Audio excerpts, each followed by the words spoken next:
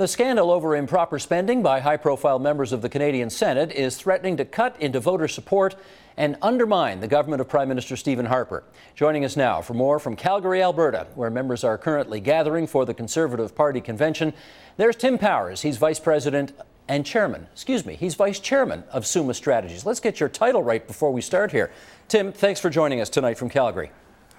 Pleasure to be with you, Steve. So if you split hairs on that word too, then I guess the Prime Minister can too when he gets mixed up between resign and fired. I'm not even going to go there, Tim. I'm not going to give you the satisfaction of going there. But as long as we're on the topic, you know, it's not just the mayor of Ontario's capital city that seems to be having some difficulty these days. I wonder how you feel the Senate so-called scandal is affecting morale within the Conservative Party, with whom you are hanging out tonight.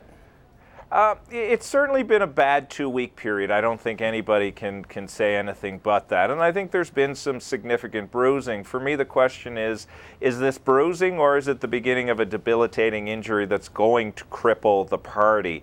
And I'm not sure what it is at the moment. I'm still more on the side of bruising. It's certainly been dominating conversations here already, as you would expect it to. Most of those conversations, though, that I've had in the early days here have dealt with the support people have for the Prime Minister and the disdain they have for the way things have played out with the Senate, and some frustration, which, as you know, is often at the surface with Conservatives, with the media.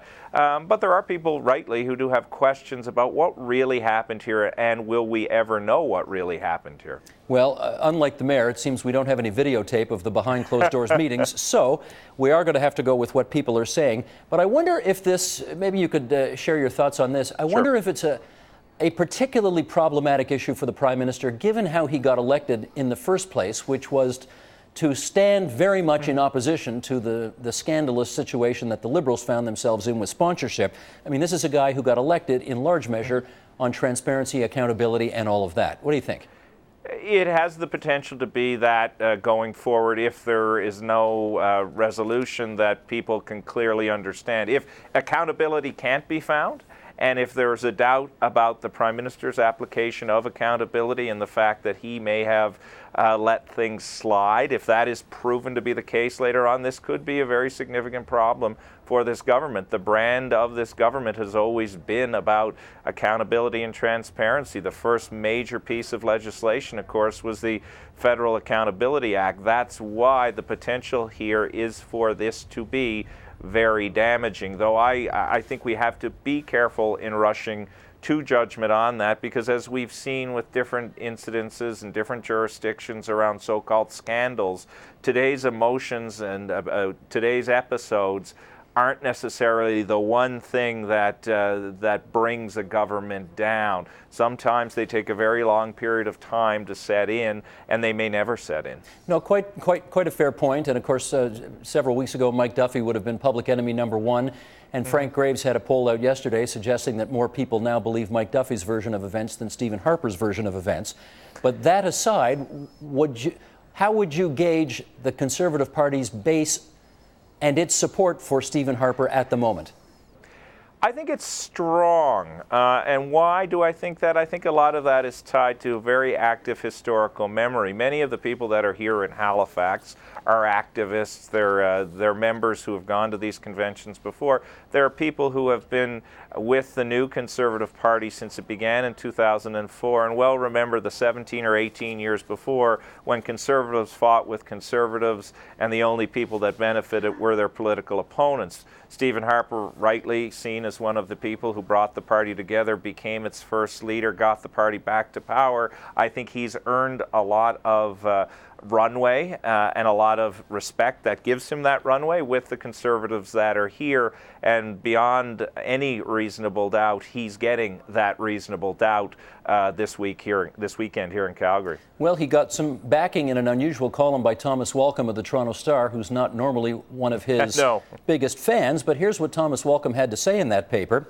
Prime Minister Stephen Harper is betting that most Canadians don't care who knew what when about the Senate spending scandal. He's also betting that voters will be pleased to see 3 senators widely viewed as fat cats cast out in the cold. These are cynical calculations. They may also, Tom says, be correct. Do you think they are? I don't often agree with Tom Walken, but I think he's bang on there. You were talking about the data Mr. Graves has. Abacus Data, our polling companies, came out with a poll on Thursday, taking into account only the first day of Mike Duffy's second bit of testimony. And in that poll, 60% of Canadians were unsure of what to make. And that, I think, plays into what Tom is arguing, that effectively this becomes a state of pox on all your houses. You damn politicians, we expect this behavior. You're not improving your behavior in any way, but we can't point a finger at any one of you specifically because you all do it. And as a consequence of that, it doesn't have a dinging effect on the Prime Minister, which is what the opposition wants it to have, and that's their job, to try and force it, of course, to be an issue that the Prime Minister has to wear and to be about him and not the broader structural or systemic issues that Walken's column speaks to. What's your sense of it, though? Do you think that the Canadian public, or let me not characterize it, I'll keep it open. How do you think the Canadian public would react if it were to emerge that, in fact, Prime Minister Harper's fingerprints are all over this file? I think that would be very damaging to the Prime Minister. If the version of the story that he's telling, which I believe he believes is true, and many Conservatives believe is true, despite some of the contradictions that the opposition and Mike Duffy and others have tried to put out, the overall story I think most Conservatives would accept to be true because the Prime Minister is telling them is true. If all of a sudden the Prime Minister's tune changes and the truth becomes a different truth, then I think that is a real problem for him, more problematic than anything we see now. But it's interesting, Steve, in the last couple of weeks, while this story has been at the forefront of our newscasts, I've done a bunch of talk shows all across the country, some on public broadcasters, some on private broadcasters, so different segments of audience, obviously. And what's been astounding to me, the three things that come up most often in order of typical reaction, they're all like it. It's the Senate's fault, and Harper has some responsibility, but we're not quite sure. You'll do get the fourth who will say, yeah, absolutely, it was his fault, but they often identify themselves as being people who've never been fans of Stephen Harper, but more often pox on the House or blame those damn senators because they think those entitlements are theirs to be had. And on that, this is kind of fascinating. Of course, as your viewers will know, the grand inelegant compromise that, those are my words, and I certainly see it as that now to this motion, and this motion, of course, started off this period of debate, is that these senators may be suspended, but they'll keep their benefits. I mean, I've heard more about the benefits and the arguments Mike Duffy and Pamela Wallin were making about their benefits as being points of irritation on those talk shows than anything else. And for me, I'm haunted in my head, not with my own voice for a change, but with the voice of David Dingwald. I'm entitled to my entitlement. So it kind of drives us back to Walken's column. If in the end the senators decide this is the compromise and the senators help these senators by giving them entitlements, in a strange way, they may give Harper a way out. Yes, but do you think that's just people trying to find the elegant? I mean, I guess this has happened. Should they be allowed to keep their entitlements? Because Mike Duffy does have a heart condition, and they're worried that if he's left high and dry with no kind of extra health coverage, it may cost him his life. Is that reasonable? It's reasonable, but I remember very specifically, I've listening to, was waiting to go on air, and it was in British Columbia, I believe, and it was a social worker who called in. No, sorry, it was the CBC. It was Rex Murphy, and a social worker called into Rex's program, and he said, look, I'd never vote for Stephen Harper, but the one thing I support him on is this suspension of the senators. And this social worker said, you know what? We all are entitled to, through public health care, care and protection and our own well-being and maintenance. And I tell you, that theme from that social worker I've heard often. So yes, compassion, but I think in the end, the drive for compassion is being reframed as I'm entitled to my entitlements. Interesting. Let me hone in on one angle of this story, which I guess for some critics of the Prime Minister rings a little bit untrue. But you know him better than the rest of us, so you'll help us with this. If there's one thing that this Prime Minister is known for, it is his attention to detail and knowledge of the files. And some people are saying it just doesn't have the aura of truth to say, on this very, very big, important issue, which clearly is crucial to the future of his government, he decided to take a hands-off approach and let everybody else handle it. Could you comment on that? Yeah, I mean, and I get why both the critics of his government and others who are not necessarily as regularly critical may be saying, well, that doesn't seem to ring true. I mean, I think as we're learning more in the House of Commons, we're learning that he did have his hands on it in as much as this seems to be an established fact that in February, the Prime Minister, Nigel Wright, then Chief of Staff, and Mike Duffy did meet after caucus, and the Prime Minister said, as they all seem to agree, and the bits of information that have come out, that I want this dealt with, you need to pay the taxpayer back. Now, thereafter, this is where the disagreement begins. The Prime Minister says, I then didn't hear about what happened in terms of how this was dealt with until May 15th, and when I did, I acted. I still buy that. Why do I buy that? Because, as you know, you've just written a book about premiers. You've studied leaders. Leaders, even those with their hands on a lot of things, don't have their hands on everything. And sometimes their lieutenants, their subordinates, will keep them out of things to protect them. Certainly that's part of the narrative that seems to be building here, and I think it's entirely plausible here that Harper believed he'd given an order, assumed it would be dealt with, and then when he found out the manner in which it was being dealt with, took corrective action. That's his story. I buy that at this point. Okay. Let me ask you about the larger Conservative caucus, particularly in the Senate Sure. at the moment. I guess one thing that's been reported frequently is that when Senator Duffy and Senator Wallin have been up giving their speeches, you've seen a lot of Conservative senators with their heads down, really trying not to make eye contact. The one notable exception has been Hugh Segal from Kingston, who has been very outspoken, unusually so, who says he's never voted against a Conservative motion in his life as a senator, but is seriously reflecting on whether he needs to do that this time. Why do you think he's so offside from the PM on this one? Well, and then this is not to take anything away from Hugh, because I have immense respect for Hugh, and I suspect many of your viewers too. He's a thoughtful man, and he's done lots of wonderful work for Canada in many different capacities. I think, as he said this too, Hugh is very supportive of and acknowledged his strong friendship with Pamela Wallin. I think in part that is why he is potentially going to vote against the motion, because he is standing with his friend, and that's something people, I think, can admire. I think he truly also believes the due process argument that he's been advancing. I'm not as supportive of that argument. In fact, I don't think it applies in this case, because I think it's more a situation akin to something you would find in an employer-employee circumstance where there has been cause demonstrated, and the employer, the people of Canada, or the government leadership in the Senate has decided to take action with that cause. But Hugh, I think, you know, you have to commend him for sticking to his guns on this. I don't think he will suffer in the Conservative Party as a consequence of that, because people understand the circumstance in which he finds himself. Okay. Do you know Nigel Wright, incidentally?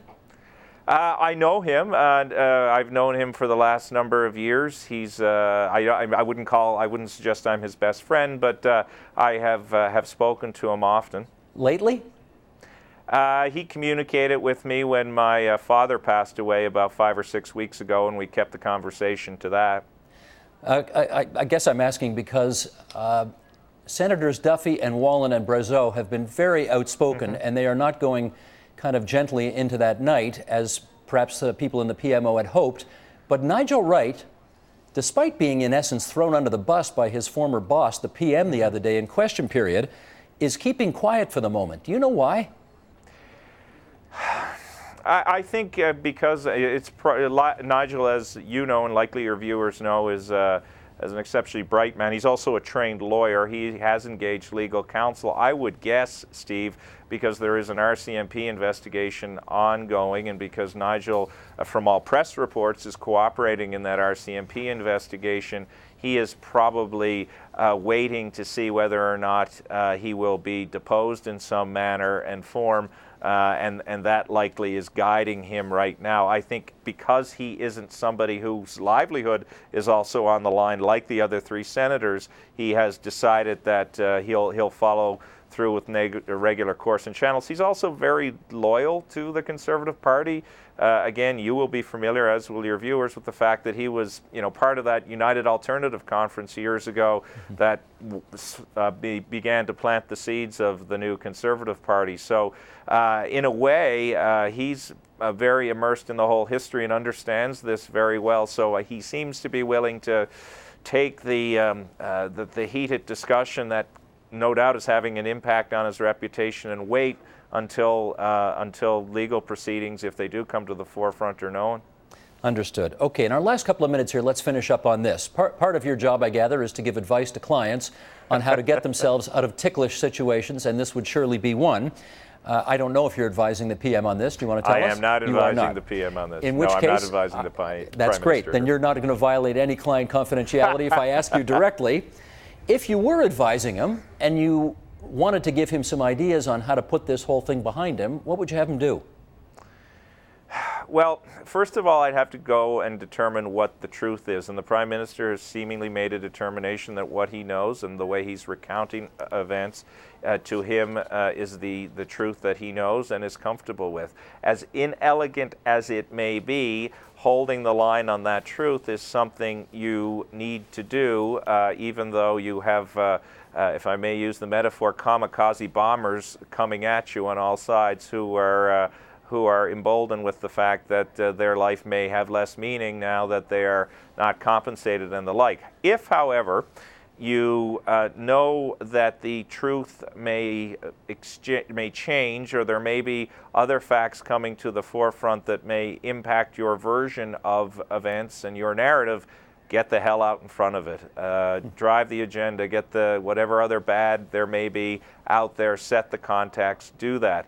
I think also in terms of advice, he needs to, and I think he has them already, as I said earlier, reinforce the spine of his own supporters. Not that the spine is getting brittle by any stretch of the imagination, but the speech he gave this evening here in Calgary will be waded through to determine if he did in fact succeed in that manner of getting his version across, painting the narrative out there, and protecting, as per one of your questions, the accountability brand that is so near and dear to this government's success. And in our last few seconds here, and I don't mean this question completely facetiously, who in your judgment represents the bigger communications challenge right now, the Prime Minister of Canada or the Mayor of Toronto? Well, you're giving me so much opportunity here, but I won't take the bait in terms of being facetious myself, but I would think the Mayor of Toronto has a bigger challenge ahead because guess what? In his case, there is a videotape. But you know what? Both of these matters are a bit like Canadian versions of the OJ trial. Whose hand will fit the glove? And they're all trying not to have that latex put on them. Gotcha, Johnny Cochran. Thanks for that.